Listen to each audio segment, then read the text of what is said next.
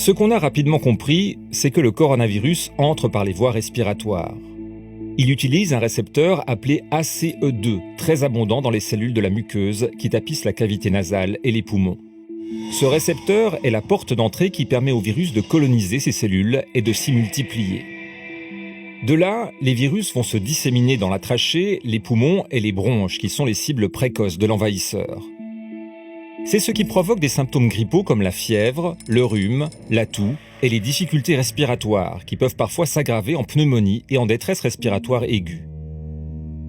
L'échange entre oxygène et gaz carbonique est compromis. Au début, on a donc pensé que c'était une maladie pulmonaire. Mais il y a des cellules d'autres organes dans le corps qui possèdent également des récepteurs ACE2 en moins grande quantité. Si le système immunitaire n'a pas réussi à contrôler l'infection dans la première phase pulmonaire, les virus vont continuer leur invasion. Ils peuvent alors aller affecter le cœur, les artères et les veines, l'appareil digestif, le foie, les reins, les tissus conjonctifs, le système nerveux et même le cerveau. Chacun de nous a un système immunitaire unique qui va se défendre un peu différemment face au virus.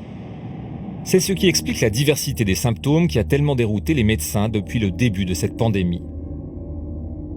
Le spectre va d'aucun symptôme à la catastrophe totale, en passant par des effets surprenants comme la perte du goût et de l'odorat. Ce sont des atteintes neurologiques qui peuvent également provoquer des troubles de la conscience, avec des états confusionnels, des évanouissements, de la somnolence et de l'apathie qui va jusqu'au coma, ainsi que des épilepsies et des AVC. On a aussi observé d'étranges atteintes vasculaires avec des éruptions cutanées, des problèmes aux extrémités des mains et des pieds qui ressemblent à des engelures. Après des symptômes grippaux parfois très légers, la santé de certains patients se dégrade soudain très brutalement sans signe annonciateur, généralement autour du 8e jour après les premiers signes de l'infection. C'est ce que les soignants redoutent. Ils appellent ça un orage de cytokines. Les cytokines sont des agents de l'immunité. Ils sont mobilisés en trop grand nombre par une réaction disproportionnée du système immunitaire. Cet emballement contre le virus provoque une inflammation tellement violente qu'elle détruit aussi les tissus des organes.